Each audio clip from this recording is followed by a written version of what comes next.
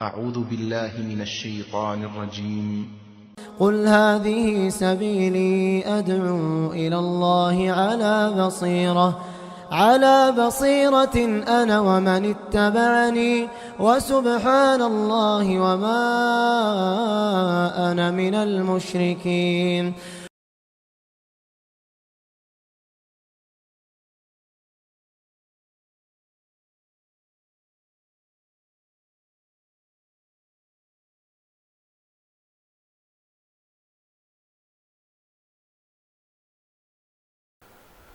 إن الحمد لله نحمده ونستعينه ونستغفره ونؤمن به ونتوكل عليه ونعوذ بالله من شرور أنفسنا ومن سيئات أعمالنا.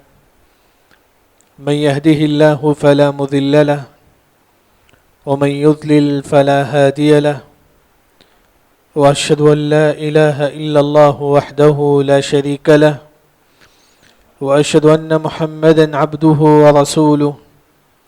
أما بعد، فإن خير الحديث كتاب الله، وخير الهدي هدي محمد صلى الله عليه وسلم، وشر الأمور محدثاتها، وكل محدثة بدعة، وكل بدعة ضلالة، وكل ضلالة في النار. أعوذ بالله السميع العليم من الشيطان الرجيم. بسم الله الرحمن الرحيم.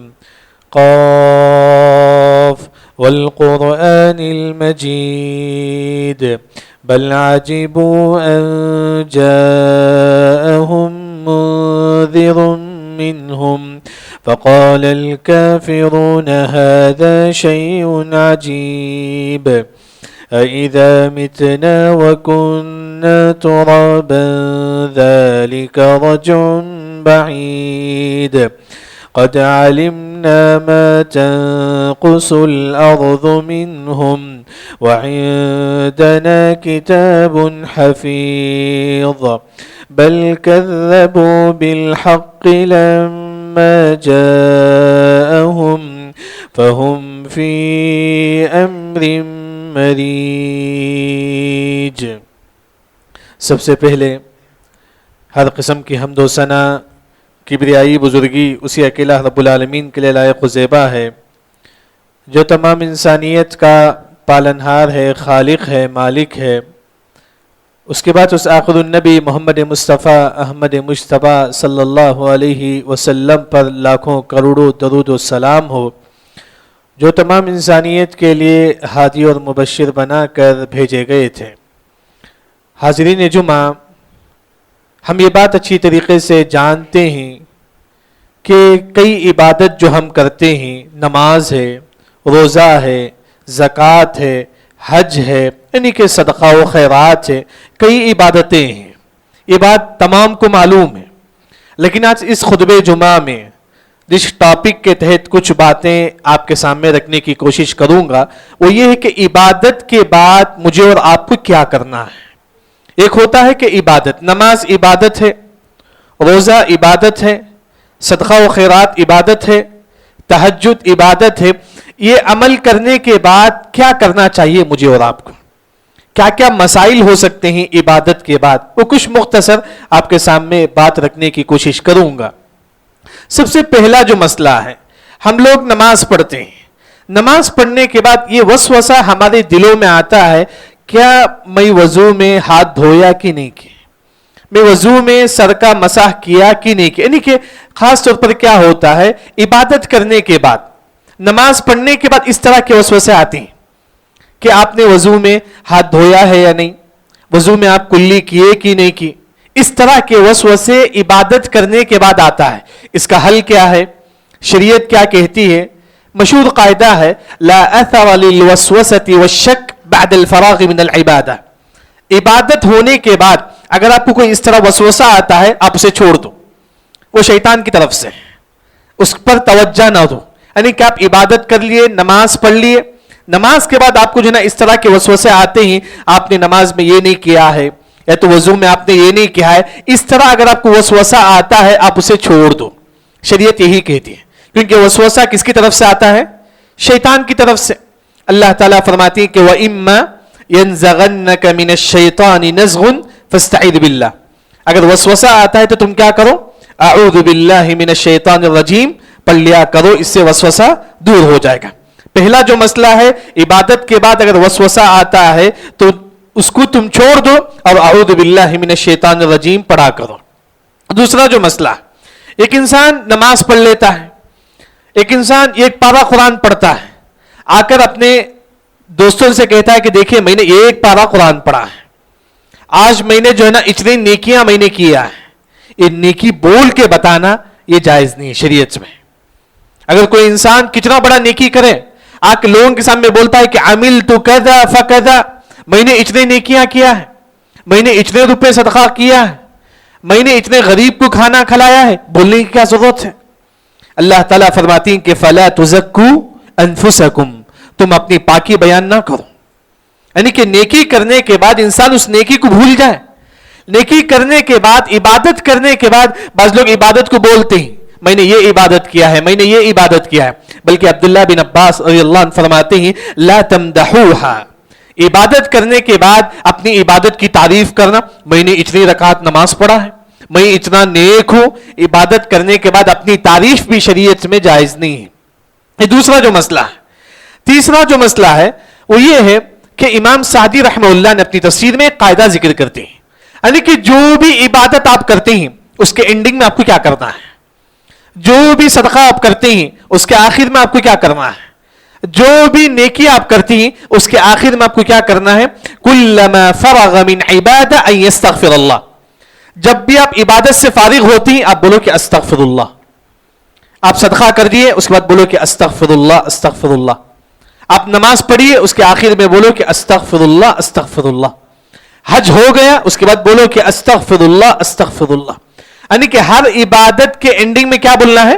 استغفر اللہ بولنا ہے.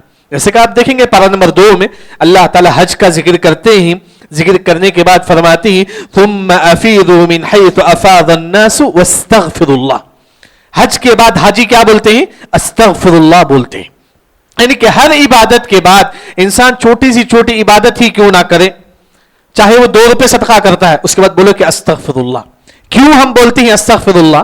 تاکہ ہمارے اندر تکبر نہ ہو. دیکھیں میں نے اتنا نیکی کیا ہے، میں نے اتنی رکعت نمازیں پڑھا ہے، میں نے اتنے لوگوں کو جو ہے نا کھانا کھلایا ہے. یعنی کہ یہ جو تکبر جو دل میں آتا ہے اسے توڑنے کے لیے کیا ہے؟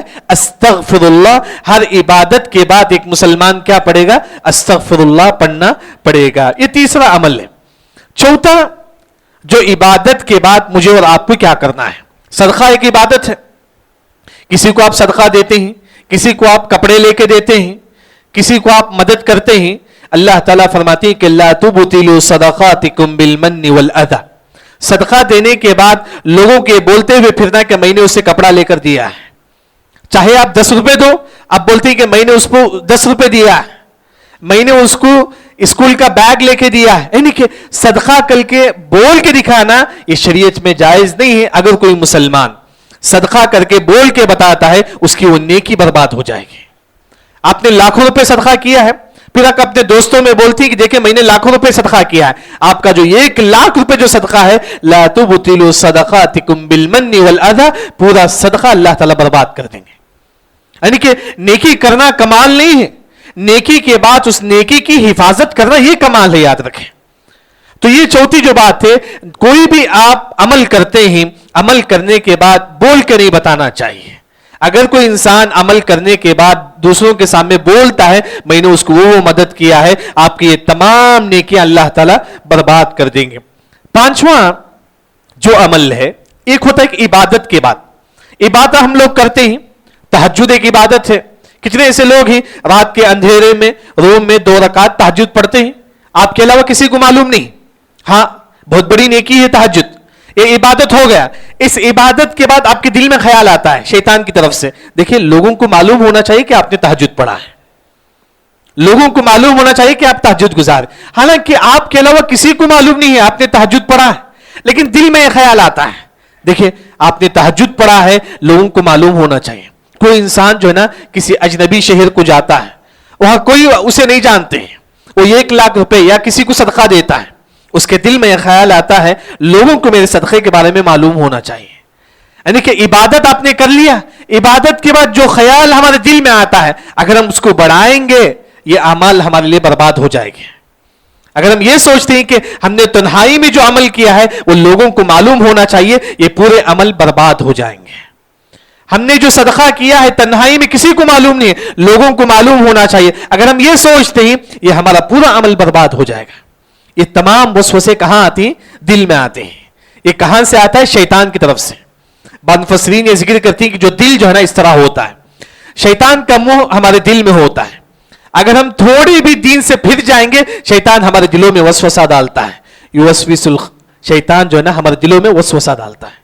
اس وجہ سے انسان عبادت کے بعد اگر دل میں یہ وسوسہ آتا ہے، لوگوں کو آپ کی عبادت کے بارے میں معلوم ہونا چاہیے، لوگوں کو آپ کے صدقے کے بارے میں معلوم ہونا چاہیے، تو اس طرح کے اگر وسوسے آتے ہیں تو انسان پھر پڑھیے اعوذ باللہ من الشیطان الرجیم۔ اسی طرح ایک اور جو عبادت ہے، ایک انسان عبادت کرتا ہے الحمدللہ بہت زیادہ عبادت کیا، اس کا دوست گنہگار ہے، اس کا دوست گنہگار ہے، یہ بہت زیادہ عبادت گزار ہے۔ کبھی کیا ہوتا ہے انسان بہت زیادہ عبادت کرتا ہے، سامنے والے انسان کو حقیر سمجھتا ہے۔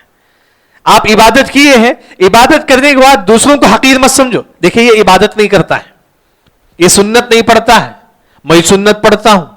آپ نے تو عبادت کر لیا، آپ نے تو عمل کر لیا، عمل کرنے کے بعد ہمارے اندر گھمنڈ آتا ہے، دیکھیں وہ بھائی نماز نہیں پڑھتا ہے، وہ بھائی سنت نہیں پڑھتا ہے۔ اگر آپ سامنے والے کو حقیر سمجھیں گے یہ جائز نہیں ہے شریعت میں۔ دیکھیں ایک واقعہ بنو اسرائیل کا، یہ واقعہ شیخ البانی رحمہ اللہ اس حدیث کو صحیح کہتے ہیں۔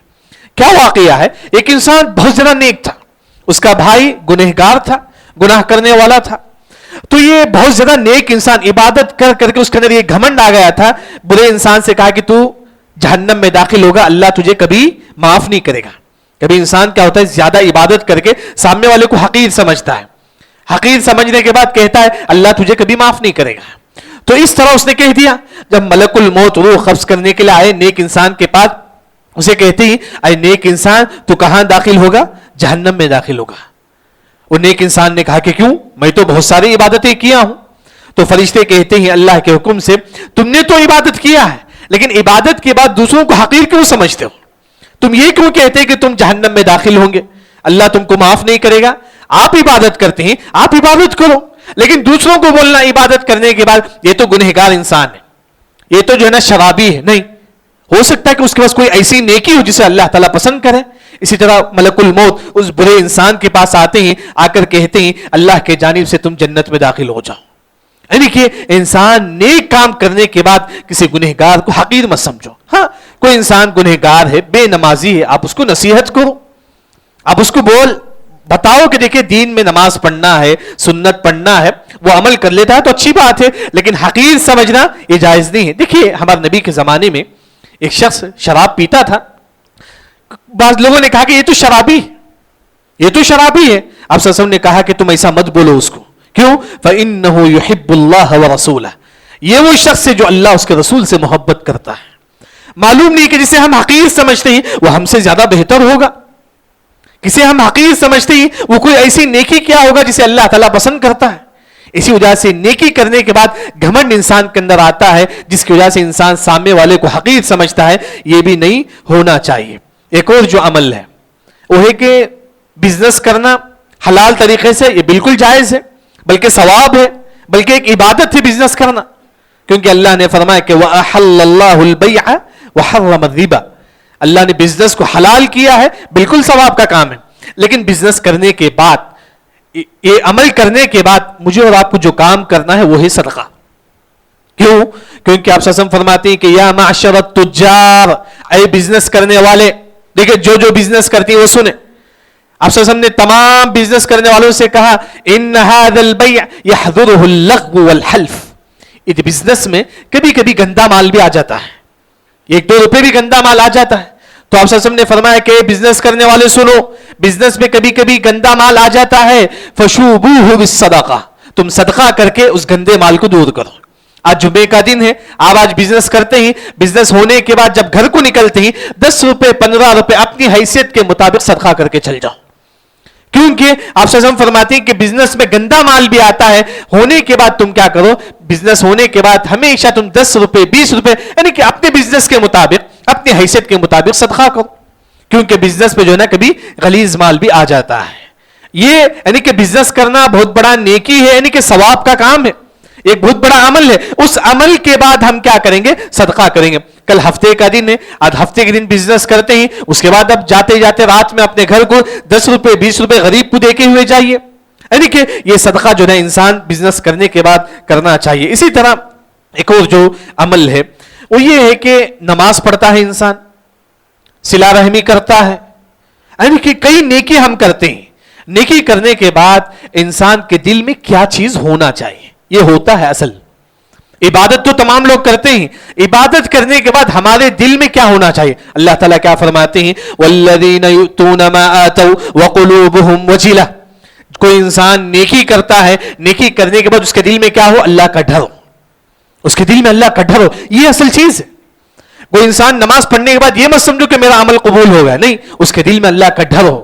کیا مطلب ہے، آپ صلی اللہ علیہ وسلم فرماتی ہیں کہ اللہ یتقبل من، وہ انسان یہ سوچتا ہے کہ اللہ میرے عمل کو قبول کیا کہ نہیں کیا. یعنی کہ آپ صدقہ کرتے ہیں، صدقہ کرنے کے بعد یہ سوچو اللہ میرے صدقے کو قبول کیا کہ نہیں کیا. آپ رشتہ داری قائم کرتے ہیں، وہ ایک بہت بڑا نیکی ہے. وہ عمل کرنے کے بعد آپ یہ سوچو کہ اللہ میرے عمل کو قبول کیا کہ نہیں کیا. یہ ہونا چاہیے، یاد رکھے دل میں. آپ چھوٹا سے چھوٹا نیکی کرو، اس کے بعد آپ کے دل میں یہ بات ہو کہ اللہ میرے عمل کو قبول کیا کہ نہیں کیا. آپ جمعے کی نماز میں یہاں بیٹھے ہوئے ہیں، جمعے کی نماز پڑھنے کے بعد آپ کے دل میں یہ بات ہونی چاہیے اللہ میرے عمل کو قبول کیا کہ نہیں کی. اگر ہمارے دل میں ایسا ہوتا ہے سمجھو کہ ہم مومن ہیں. دیکھیں صحابہ کتنا ڈرتے تھے. معلوم ہے کہ ابو عبیدہ بن جراح رضی اللہ عنہ یہ وہ صحابی ہیں جن کو آپ صلی اللہ علیہ وسلم نے جنت کی بشارت دی ہے. ابو عبیدہ بن جراح وہ کتنا ڈرتے تھے اللہ سے. وہ کہتے ہیں کہ وددت انی کبش فذبحنی اہلی. ابو عبیدہ بن جراح جن کو آپ صلی اللہ علیہ وسلم نے جنت کی خوشخبری دی، وہ عبادت کے بعد اتنا ڈرتے تھے، اتنا ڈرتے تھے، کہتے تھے کاش میں ایک بکری ہوتا تو کتنا اچھا ہوتا، اسے لوگ ذبح کر کے کھا لیتے. یعنی کہ عبادت کے بعد انسان کے دل میں ڈر ہو اللہ میرے عمل کو قبول کیا کہ نہیں کی، اللہ میری سنت کو قبول کیا کہ نہیں کی. انسان داڑھی چھوڑتا ہے، داڑھی ایک نیکی ہے، ثواب ہے. انسان داڑھی چھوڑنے کے بعد یہ سوچو کہ اللہ میرے اس عمل کو قبول کیا کہ نہیں کی. ہر چھوٹی چھوٹی نیکی کے بعد انسان کے دل میں ڈر ہونا چاہیے، تبھی اس کا وہ عمل جو ہے نا قبول ہوگا. اسی طرح ایک اور جو چیز ہے، وضو ایک عمل ہے. وضو ایک عمل ہے، بلکہ عبادت ہے وضو کرنا. وضو کرنے کے بعد کیا چیز ہم کو نہیں کرنا ہے، وہ یہ ہے، آپ دیکھیں گے یہ حدیث شیخ البانی رحمہ اللہ صحیح کہتے ہیں، یہ حدیث ابو داؤد میں. وضو ہو گیا، وضو ہونے کے بعد اس طرح کرنا شریعت میں جائز نہیں ہے. اسے بولتے ہیں کہ تشبیک، یہ ایک انگلی کو دوسری انگلی میں ملا لینا. فلا یشبکن فانہ فی صلاۃ. وضو کے بعد مسلمان کو اس طرح کرنا جائز نہیں ہے. ابو داؤد کی روایت میں آپ سے سامنے منع فرمائے. یعنی کہ ایک ہے آپ عمل کر لیا وضو، وضو کے بعد آپ کو جو نہیں کرنا ہے وہ ہے کہ ایک انگلی کو دوسری انگلی میں داخل کرنا. یہ شریعت میں جائز نہیں ہے. کب تک آپ وضو کر لیے، نماز سلام پھرنے تک آپ کو اس طرح نہیں کرنا چاہیے. سلام پھرنے کے بعد جائز ہے، یعنی کہ وضو کے بعد سے لے کر سلام پھرنے تک اس طرح کرنا شریعت میں جائز نہیں ہے. خاص طور پر آپ سسم جو ہے نا ابو داؤد کی حدیث میں منع فرماتے ہیں. تو یہ جو عمل ہے جو ایک مسلمان کو نہیں کرنا چاہیے. اسی طرح عمل کے بعد ایک اور خاص عمل ہے. ہر انسان کا ٹینشن ہے بزنس کا. ہم لوگ بزنس کا جتنا ٹینشن لیتے ہیں اس سے بڑھ کر صحیح علم کا ٹینشن ہمارے دلوں میں ہونا چاہیے. صحیح دین کو ہم کہاں سے حاصل کریں اس کا ٹینشن زیادہ ہونا چاہیے. اسی وجہ سے دیکھیں آپ فجر کی نماز پڑھتے ہیں، فجر کی نماز کے بعد کیا کرنا ہے؟ ہم تو دعا کرتے ہیں استغفر اللہ، اللہ اکبر، اللہ اکبر. لیکن آپ ہم کیا کرتے تھے فجر کی نماز کے بعد؟ حدیث دیکھیے کہ آپ صلی اللہ علیہ وسلم فجر کی نماز میں سلام پھرتے ہیں، اس کے بعد کہتے ہیں کہ اللہم انی اسألک علما نافعا. اللہ تعالیٰ تجھ سے میں علم نافع مانگتا ہوں. اللہ تعالیٰ میں تجھ سے ایسا علم مانگتا ہوں جس کے ذریعے سے میرے دل میں اللہ کا ڈر پیدا ہو جائے. یہ دعا کرتے تھے آپ صلی اللہ علیہ وسلم فجر کی نماز کے بعد. پھر وَرِزْقًا طَيِّبًا، اللہ تعالیٰ تو مجھے حلال رزق دے دے. وَعَمَلًا مُتَقَبَّلًا، اللہ تعالیٰ مجھے ایسا عمل کرنے کی توفیق دے دے جو تیرے دربار میں قبول ہو جائے. یعنی کہ انسان فجر کی نماز کے بعد یہ دعا کا اہتمام کرے. اس دعا میں آپ کے لیے علم بھی مل جائے گا اور ساتھ میں رزق بھی مل جائے گا. انسان کیا کرتے ہیں، ہم لوگ 8 بجے اٹھتے ہیں، کمانا ہے, 8 بجے لوگ اٹھتے ہیں, اٹھ کے بزنس کے لیے جاتے ہیں. شریعت بڑا آسان ہے, فجر کی نماز پڑھو, اس کے بعد یہ دعا کرو, اللہم انی اسألک علما نافعا ورزقا طیبا وعملا متقبلا. یہاں جو چارٹ لگی ہوئی اس میں بھی یہ دعا, خاص طور پر فجر کی نماز کے بعد یہ دعا کا اہتمام کرے. عمل کے بعد یہ خاص جو عمل ہے ہر مسلمان کو کرنا چاہیے. اسی طرح ایک اور جو عمل ہے وہ یہ ہے کہ وتر کی نماز, تمام لوگ پڑھتے ہیں وتر کی نماز, لیکن وتر کی نماز کے بعد ہم کو کیا کرنا چاہیے؟ وتر کی نماز یہ 1 رکعت بھی ہو, 3 رکعت بھی ہو, 5 رکعت بھی ہو, یعنی کہ وتر کی نماز آپ پڑھ لیتے ہیں, پڑھنے کے بعد آپ کو سبحان الملک القدوس 3 مرتبہ پڑھنا چاہیے. نبی کی سنت ہے سبحان الملک القدوس, لیکن سنت کو سنت کے طریقے سے عمل کیجئے. وہ کیسے؟ 2 مرتبہ آپ بولیں کہ سبحان الملک القدوس سبحان الملک القدوس. جب تیسری مرتبہ آپ پڑھیں گے رفع بها صوتا, ہمارے نبی آواز کو بلند کرتے تھے سبحان الملک القدوس, یعنی کہ 2 مرتبہ آپ سبحان الملک القدوس آہستہ بولتے تھے, جب تیسری مرتبہ آواز سے بولتے تھے. یہ نبی کی سنت ہے. یعنی کہ عبادت کے بعد جو ذکر ہے خاص طور پر یہ جو دعا ہے وہ یہ ہے سبحان الملک القدوس. وتر کی نماز کے بعد ہر مسلمان کو پڑھنا چاہیے. لیکن یہاں ایک بات ہے, آپ لوگ عبادت کر لیتے ہیں, آپ نماز پڑھے, روزہ رکھے, زکات دے, حج کرے, کیا آپ کو جنت ملے گی؟ نہیں. صرف نماز سے جنت نہیں ملتی ہے, یاد رکھیں. صرف روزہ رکھنے سے جنت نہیں ملتی ہے, یاد رکھیں. صرف حج کر لینے سے جنت نہیں ملتی ہے, یاد رکھیں. کیوں نہیں ملتی ہے؟ حدیث دیکھیے مسند احمد میں. دیکھیے میں جو بات بتانا چاہتا ہوں کہ عبادت کے بعد انسان صرف یہ مت سمجھو کہ صرف نماز عبادت ہے. عبادت کے بعد ایک اور عبادت ہے, وہ ہے کہ لوگوں کے ساتھ حسن سلوک اچھا ہونا چاہیے ہمارا. دیکھیے ایک حدیث مسند احمد میں ہے, آپ صلی اللہ علیہ وسلم ایک مرتبہ بیٹھے رہتے ہیں, ایک صحابی آتے ہیں, آ کر کہتے ہیں اللہ کے نبی یذکر عن کثرت صلاتها وصیامها وصدقتها.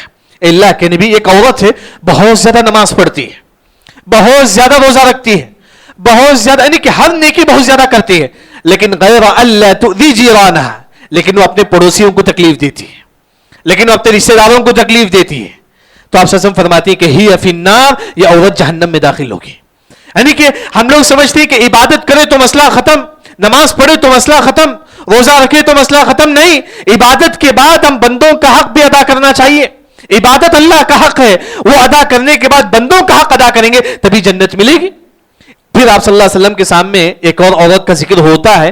اللہ کے نبی ایک عورت ہے, وہ عجیب چیز ادا کرتی ہے, وہ عجیب نماز ادا کرتی ہے, زکات ادا کرتی ہے, واجب جو حج ہے اسے ادا کرتی ہے, لیکن کسی کو تکلیف نہیں دیتی ہے, کسی کو تکلیف نہیں دیتی ہے. تو آپ صلی اللہ علیہ وسلم فرماتے ہیں کہ ہی فی الجنہ, یہ عورت جنت میں داخل ہوگی. یعنی کہ ہم لوگ عبادت تو کر لیتے ہیں, عبادت کے بعد یہ سوچتے ہیں کہ دیکھیے ہماری عبادت ہوگی, ہم کو جنت مل جائے گی. نہیں, ہماری زبان سے کسی کو تکلیف نہیں ہونی چاہیے, ہمارے اعمال سے کسی کو تکلیف نہ ہو, تب جنت ملتی ہے. یاد رکھیں, عبادت کے بعد یہ مت سمجھو کہ ہماری عبادت قبول ہوگی, ہم کو جنت ملے گی. نہیں, عبادت اللہ کا حق ہے, اللہ کے حق ادا کرنے کے بعد اگر آپ بندوں کا حق بھی ادا کریں گے تبھی جنت ملے گی. اسی وجہ سے آپ صلی اللہ علیہ وسلم نے بیویوں سے کہا, جو عورتیں ہیں ان سے کہا یہ شوہر تمہارے لیے جنت بھی ہے, تمہارے لیے جہنم بھی ہے. یہ شوہر اس کی اطاعت کرے گے تو جنت ملے گی, اگر اس کی نافرمانی کریں گے تو جہنم ملے گی, نعوذ باللہ. کیونکہ صرف عبادت انسان کو کام نہیں آئے گا, عبادت کے ساتھ بندوں کا حق بھی جب انسان ادا کرتا ہے تب وہ مسلمان جنت میں داخل ہوگا. یعنی کہ اسی طرح یہ کچھ اعمال تھے جو میں نے آپ کے سامنے ذکر کیا ہے.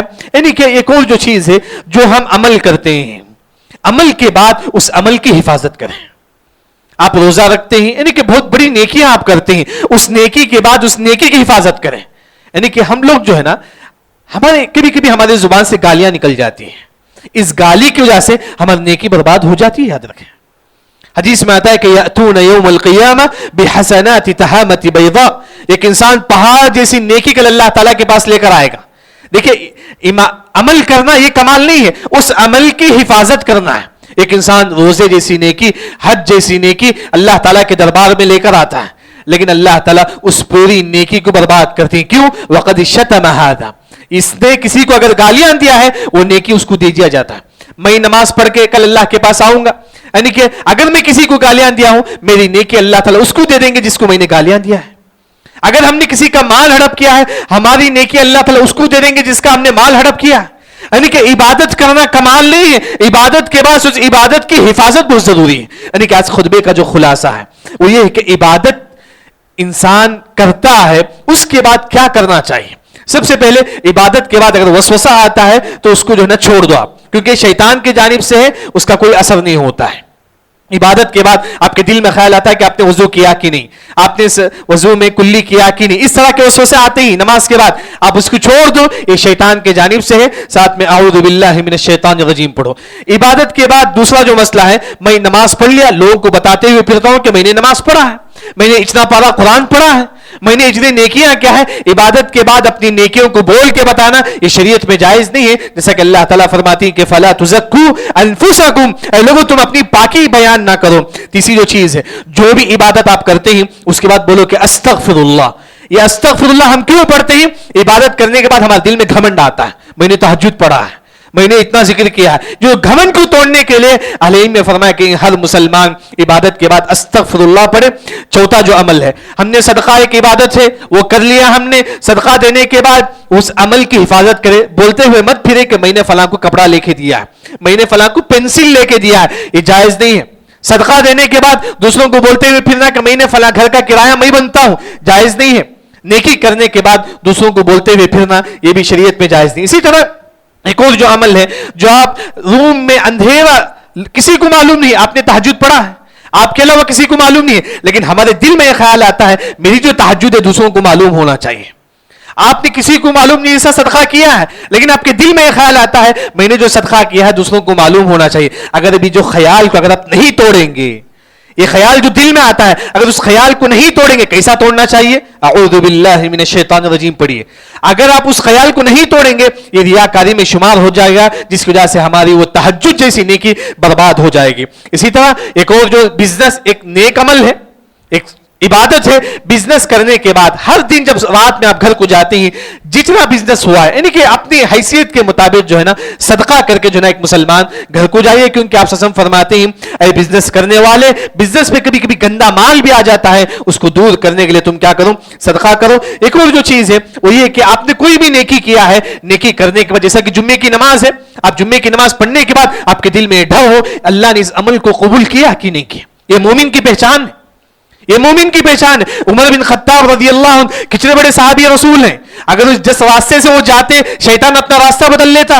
یعنی کہ عمر بن خطاب کے رضی اللہ عنہ کے بارے میں آپ صلی اللہ علیہ وسلم نے فرمایا کہ لو کان نبی بعدی لکان عمر، اگر میرے بعد کوئی نبی ہوتے تو کون ہوتے؟ عمر ہوتے رضی اللہ عنہ. لیکن ہمارے نبی کے بعد کوئی نبی نہیں ہے، لیکن اتنا بڑا مقام عمر بن خطاب رضی اللہ عنہ، عبادت کرنے کے بعد بھی ان کے دل میں ڈر ہوتا کہیں میرے اندر نفاق تو نہیں آ گیا، کہیں میں منافق تو نہیں ہو گیا. یعنی کہ عبادت کے بعد انسان کے اندر یہ ہونا چاہیے اللہ میرے عمل کو قبول کیا کہ نہیں کیا، میرے صدقے کو قبول کیا کہ نہیں کیا، یہ چیز ہونا چاہیے. وہی اللہ نے فرمایا کہ وَقُلُوبُهُمْ وَجِلَةٌ. اور اسی طرح خاص طور پر وضو کرنے کے بعد مسلمان کو اس طرح نہیں کرنا چاہیے، دونوں انگلیوں کو ایک انگلی کو دوسری انگلی میں ڈالنا یہ شریعت میں جائز نہیں ہے، حدیث میں منع ہے. اسی طرح خاص طور پر فجر کی نماز ہونے کے بعد مسلمان یہ دعا پڑھے اللہم انی اسألک علما نافعا ورزقا طیبا وعملا متقبلا. یعنی کہ زندگی کی شروعات خاص طور پر آج صبح کی شروعات ہم سے دعا کرتے ہیں اللہ تعالیٰ تو مجھے حلال رزق دے دے. یعنی کہ انسان جو نا دن کی شروعات جو نا حلال رزق کی دعا سے کرے. اسی طرح وتر کی جو دعا ہے، وتر کی نماز پڑھنے کے بعد یہ انسان یہ دعا پڑھے سبحان الملک القدوس. یہ کچھ اعمال تھے انسان عمل کرنے کے بعد بعض خاص چیزیں جسے انسان یاد کرے. یہ عبادت یہ اللہ کا حق ہے، انسان اللہ کا حق ادا کرنے سے صرف جنت نہیں ملتی ہے، اللہ کا حق ادا کرنے کے بعد بندوں کا حق بھی اگر ادا کرتا ہے اس مسلمان کو اللہ تعالیٰ جنت دیتے ہیں.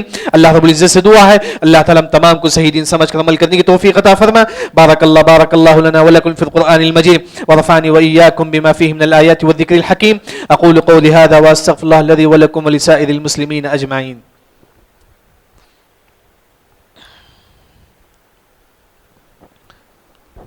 الحمد لله على إحسانه والشكر له على توفيقه وامتنانه وأشهد أن لا إله إلا الله وحده لا شريك له تعظيما لشانه وأشهد أن محمدا عبده ورسوله الداعي إلى رضوانه. أما بعد فإن خير الحديث كتاب الله وخير الهدي هدي محمد صلى الله عليه وسلم وشر الأمور محدثاتها وكل محدثة بدعة وكل بدعة ضلالة وكل ضلالة في النار. أعوذ بالله السميع العليم من الشيطان الرجيم إن الله وملائكته يصلون على النبي يا أيها الذين آمنوا صلوا عليه وسلموا تسليما اللهم صل على محمد وعلى آل محمد كما صليت على إبراهيم وعلى آل إبراهيم إنك حميد مجيد اللهم بارك على محمد وعلى آل محمد كما باركت على إبراهيم وعلى آل إبراهيم إنك حميد مجيد اللهم انصر إخواننا المسلمين في كل مكان اللهم إنا نسألك من كل خير عاجله وآجله ما علمنا منه وما لم نعلم اللهم إنا نعوذ بك من كل شر عاجله وآجله ما علمنا منه وما لم نعلم اللهم إنا نسألك المعافاة في الدنيا والآخرة إن الله يأمر بالعدل والإحسان وإيتاء ذي القربى وينهى عن الفحشاء والمنكر والبغي يعظكم لعلكم تذكرون واذكروا الله يذكركم وادعوه يستجب لكم ولذكر الله أكبر والله يعلم ما تصنعون